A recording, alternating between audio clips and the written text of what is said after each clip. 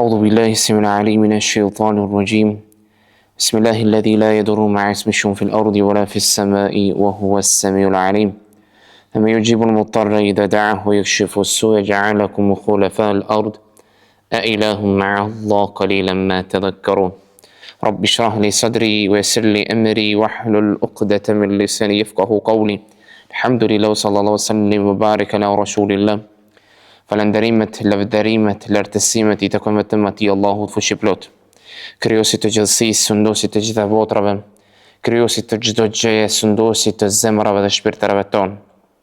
Atë e falenderojmë përzemërsisht për begati dhe mirësi të shumta, siç janë shëndeti, familja, pasuria dhe begatia dhe mirësia më e madhe, ajo është udhëzimi.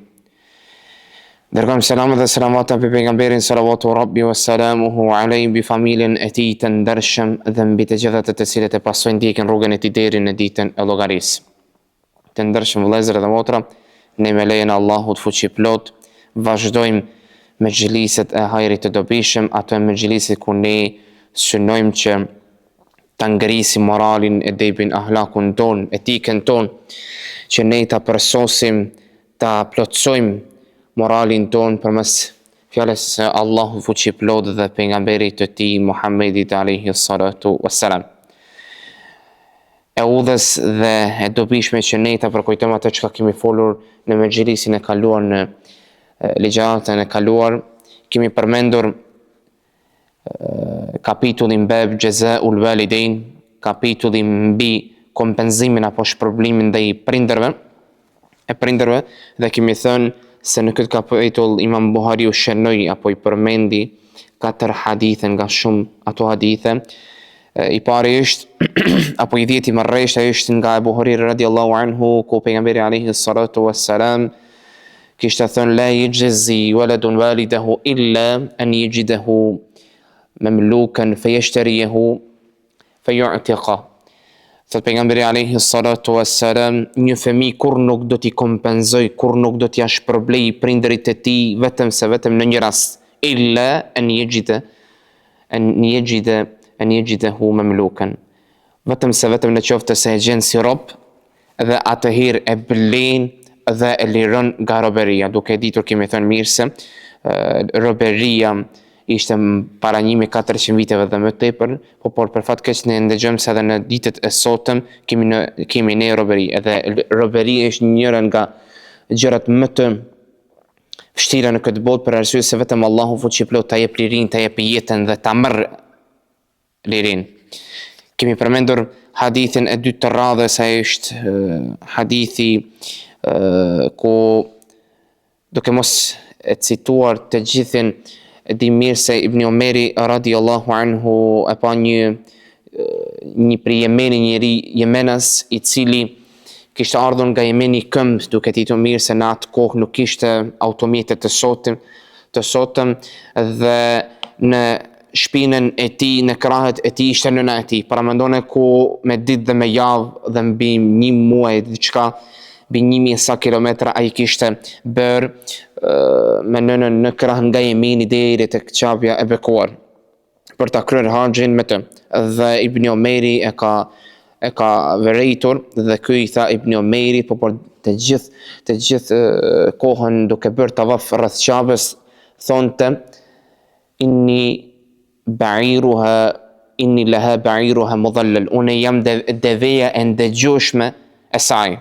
Dhe pastaj e pyeti Ibn Omerin duke I thënë atarani jazaytuha, a më sheh mua se unë jam shpërblyer apo ja kam kompenzuar nënës time? Ibn Omeri I tha jo edhe po të vetmin apo nuk ja ke shpërblyer nënës as një të vetmin moment nga lindja e saj, të cilën ajo ka pasur dhimbje të shumta gjatë lindjes në këtë.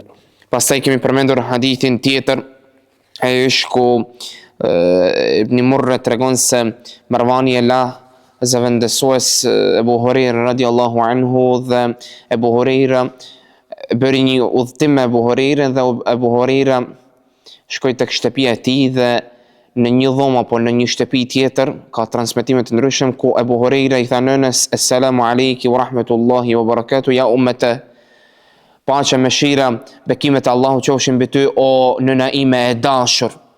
Dhe pastaj nëna e tij jep kthej për të njëjtën gjë selamin o biri im i dashur, edhe ky i tha nënës së tij, tha Allahu të mëshiroft, të shpërbleft, qofti i kënaqur me ty, siç më mëshirove ti kur unë isha fëmijë, kur isha unë i vogël, edhe ajo ja kthej, tha dhe Allahu ty të shpërbleft o biri im, se ti po më ruan, ti po më shikon, ti po më nderon, respekton në këtë mosh, në këto mosh të moshuar. Pastaj transmetohet hadithi i radhës ku një njeri kishte shkuar te pejgamberi alayhi salatu wassalam për t'ia dhënë besën, fjalën që do të bënte hijrat për i të Allahut, por pejgamberi i Allahut i tha: "Ktheju irja'a ilayhima", ktheju tek ato dy, tek prindërit, dhe çka?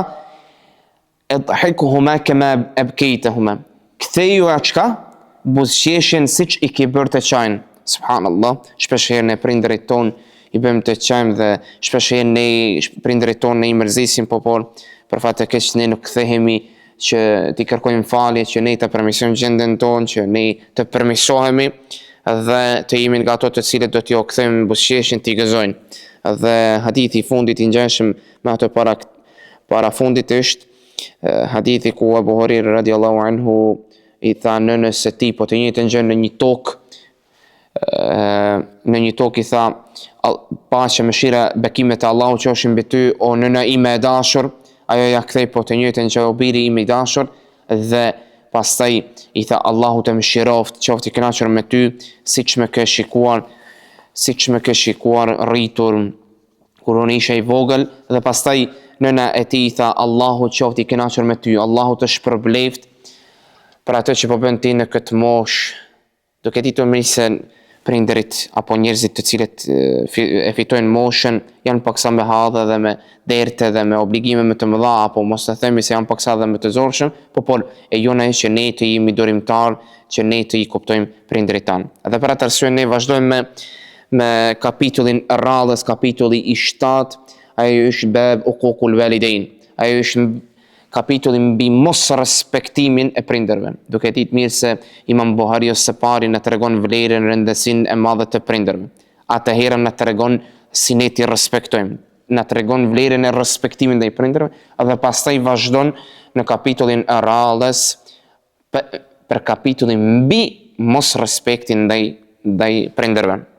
Transmetohet hadithi i parë apo hadithi i 15 i radhës të këtij libri, ajo është nga Abdurrahman ibn Abi Bakra, nga babai i tij, ku thot, ka thënë pejgamberi i Allahut, qala Rasulullah sallallahu alaihi wasallam: "Ala unabbiukum bi akbaril kaba'ir." Para mendone ku transmetohet hadith ku pejgamberi alaihi salatu wassalam në një mexhlis, në një ndeje, i thot shokëve apo sahabëve të tij, i thot të pranishme: "A doni që unë t'ju çka? Që unë t'ju tregoj se cili minel kebair, bi akbaril kebair, që unë t'ju tregoj cili është apo cilët janë mëkatet më të mëdha, cilët janë ato mëkatet nga më të mëdha." Kemi thënë dhe më parë nga ligjërata para fundit se cilët janë ato në el kebair, dhe se sahabiu e këshillon sahabiun tjetër, dhe Imam Buhariu nga urtësia e tij na këshillon për këto mëkate. Dhe para mendone ku pejgamberi alayhi salatu wassalam ishte i njohur për atë se shpesh herë bënte pyetje: "Ala akhbirukum, ala unabbiukum bi kadha", a doni që unë t'ju tregoj çka për këtë dhe këtë? Para mendone pejgamberi alayhi salatu wassalam nga edukata e tij dhe nga metoda e edukimit të tij ishte që të kërkonte apo të tërhiqte vëmendjen, që t'i udhëzonte, që t'i mësonte, t'i edukonte shokët e tij. Dhe pejgamberi alayhi salatu wassalam këtë pyetje: "Ala unabbiukum bi akbaril kabair", e përsëriti disa herë. Shënohet në hadith 3 herë. Dhe sahabët nuk ishin nga ato të cilët kur don dikush që neve të na tregon diçka, a don që të tregoj unë se çka bën filani? Na trego, subhanallahu, sa mirë.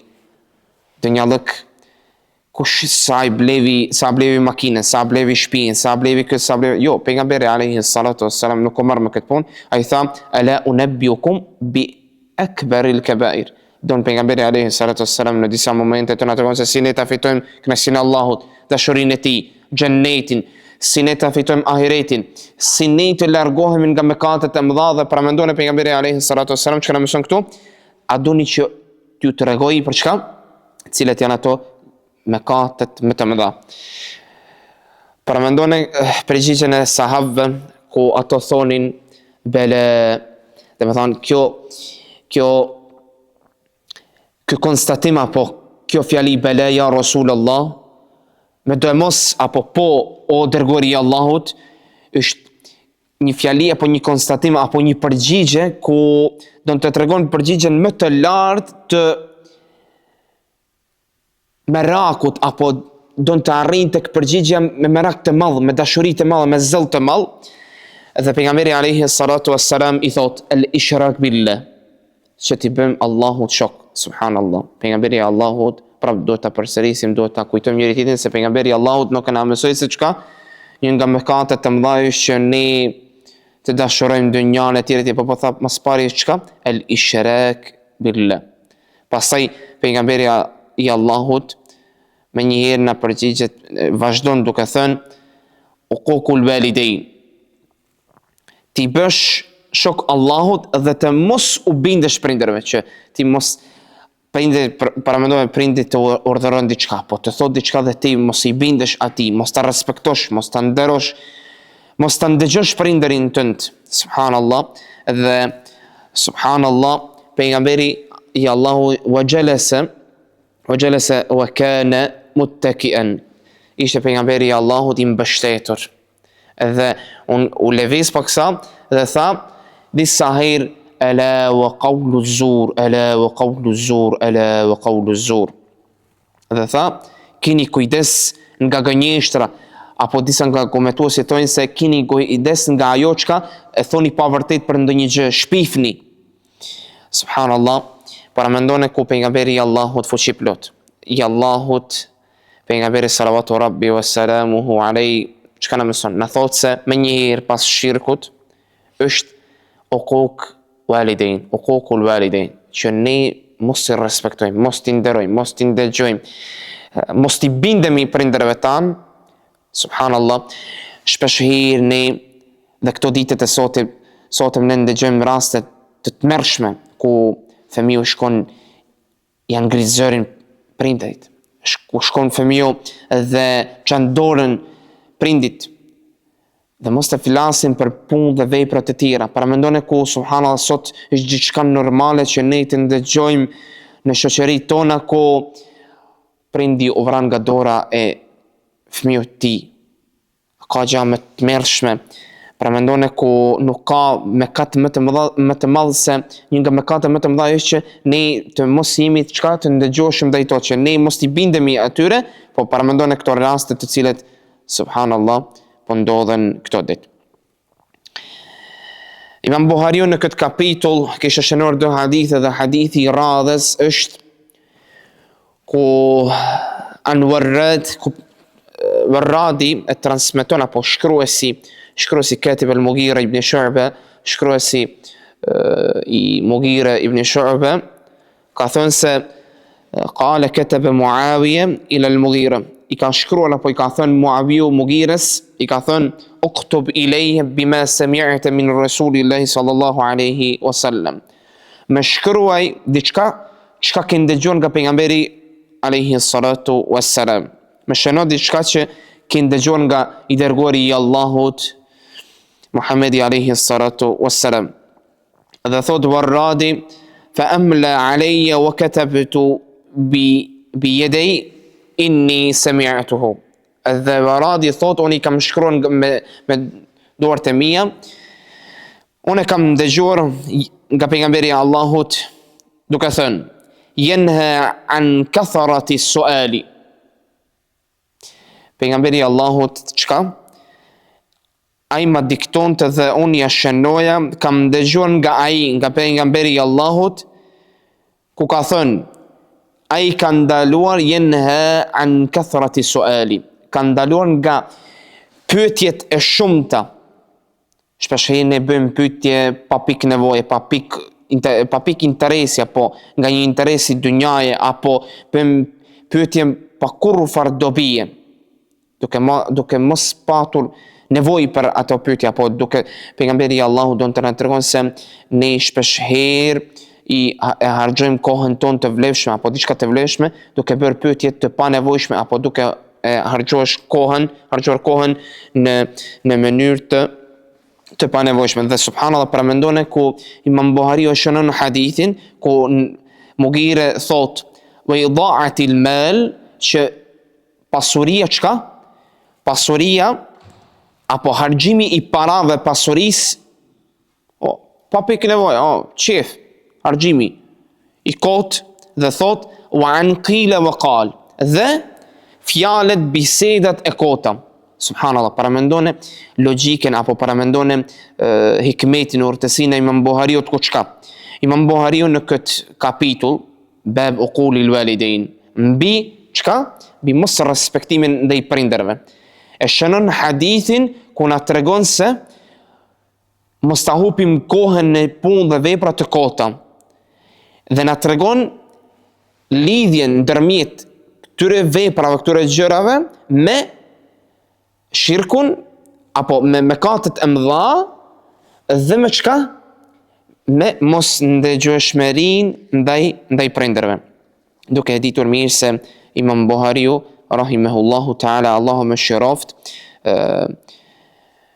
kemi thënë se në këtë libër, apo këtë libër nuk i ka shënuar as ajetet apo as hadithet, vetëm që ato të jenë fjalë,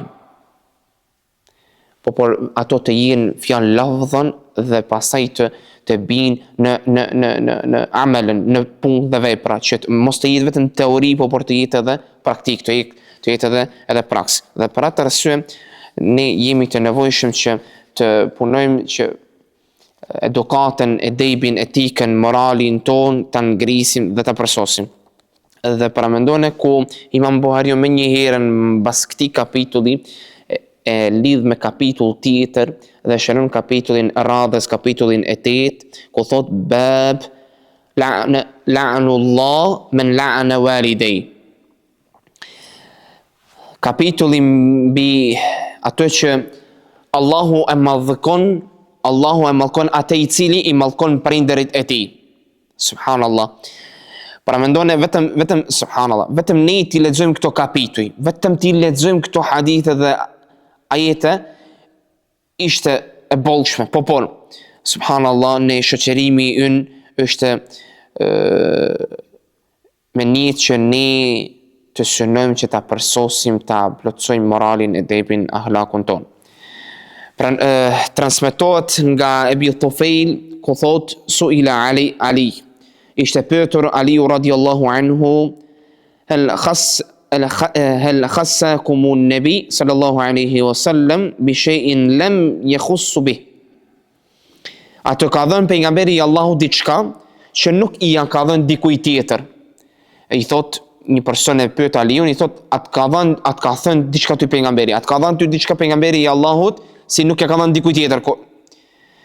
Dhe çka i thot i thot Aliu, illa ma fi kirabi سيفي ثم أخرج صحيفة فإذا فيها مكتوب. Dhe çka thot? Ai ishte përgjigjë pejgamberi i Allahut nuk na ka jap diçka apo asgjë të veçantë të cilën nuk e ka jap as dikujt tjetër. Por e nxorri nga xhepi i tij një sahife, një letër, dhe ku shkruan la'ana Allah man dhabaha li ghayri Allah. Allahu e ka madhkuar, apo Allahu e madhkon atë i cili pren kurban jo në emër të Allahut. Subhanallah. Të bësh kurban apo të bësh sakrificë në emër të dikujt tjetër, apo në emër të diçka tjetër, në emër të ndonjë interes dunjaje, apo në emër të ndonjë personi, Allahu do ta di mirë se Allahu nuk do jeti i kënaqur me ne, por dhe Allahu do të na përfatëkesh, do të na mallkoj. Pastaj vazhdon Aliu duke lexuar dhe thot la'ana Allah men saraka manara al-ard. Dhe çka thot? Allahu e ka madhkuar atë i çka saraka manara al-ard, ai i cili i vjedh apo i luan shenjat e tokës apo ndonjë rrugë, ai i cili vjedh nga toka. Pejgamberi Allahut apo Aliu do të na tregon këtu, dhe Imam Buhariu me shënimin e këtij hadithi do të na tregon se ne nuk guxojmë ta prekim hakun e dikujt tjetër, sidomos në atë haku apo kufirin e dikujt tjetër, duke ditur mirë se është haku i tij dhe Allahu fuqiplot ja ka dhënë atë fat apo atë hakun e tij. Dhe pastaj vazhdon dhe thot la'ana Allah men la'ana walidej. Subhanallah, ajo është kjo është hadithi apo kjo është konstatimi, kjo pjesë e hadithit për cilin arsye Imam Buhariu e ka shënuar këtë kapitull dhe thot Allahu fuqiplot e ka mallkuar atë i cili i ka mallkuar prindërit e tij. Subhanallah. Logjikisht, para mendoni atë njeri i cili i mallkon prindërit e tij, në çfarë se i të merri do të ishte ai. Subhanallah, para mendoni ku prindi njëri sakrifikoi jetën, pasurinë që neve të na ruaj, që neve të na edukoj. Prindi tjetër, nëna, sakrifikoi jetën e saj 9 muaj që neve të na barti në barkun e saj, që të na edukoj, të na ruaj, të na ushqej, të na udhëzoj. Edhe para mendoni, subhanallah, ne bëhemi nga ato të cilët i mallkojnë prindërit tanë. Por Allahu fuqiplot, pejgamberi Allahu na tregon dhe thot se Allahu i mallkon ato të cilët i mallkojnë prindërit e tyre. Dhe kanë nga ato ulemat të cilët kanë thënë se një nga format apo mënyrat e mallkimit të prindërve, fëmiu ndaj prindërve është edhe atëherë kur fëmiu nuk din t'i respektoj në asnjë farë forme apo asnjë farë mënyre prindërit e tij dhe i harron, anashkalon duke menduar se hajt, okay, prindërit janë atij dhe në rregull është krejt, duke mos as i shikuar, as respektuar, as nderuar, ndejur me ta, ndëgjuar etj. Dhe pastaj vazhdon dhe përfundon dhe thot la'ana Allah man awa muhdithan. Allahu e mallkon atë që i jep streh dhe një rësimtari apo ati cili bën fesat apo bën telashe në tokë apo bën telashe në rreth në shoqëri. Allahu mallkon atë i cili i ndihmon këtij njeriu, duke ditur mirë se ky njeri ka bër shër, ka bër, domethënë, probleme në shoqëri, ka bër risi dhe në fe, ishte munduar që të bëj fesat në shoqëri dhe në fenë Allahut fuqiplot. Për atë arsye të ndershëm vëllezër dhe motra, ne lutim Allahun fuqiplot, krijuesin e çdo gjëje, sunduesin e zemrave dhe shpirtërave tonë, që të na bëjë nga njerëzit të ndershëm dhe së pari të sinqert. Lutim atë Allahun fuqiplot që ta plotësoj dhe përsosi moralin, edebin, ahlakun ton. Lutim Allahun fuqiplot që Allahu në i falë gjunahet neve dhe prindërve tanë dhe besimtarëve në ditën e llogarisë. Allahu mëshiroj prindërit tanë siç na kanë mëshiruar kur ne ishim të vogël, kur ne ishim fëmijë. Dhe për atë arsye ne lutim atë Allahun fuqiplot që siç na ka bashkuar sonte në këtë vend të bekuar në shtëpinë, xhamin e Allahut fuqiplot, të na bashkojë në gradë më të lartë të xhennetit Firdaus. Amin. Assalamu alaikum wa rahmatullahi wa barakatuh.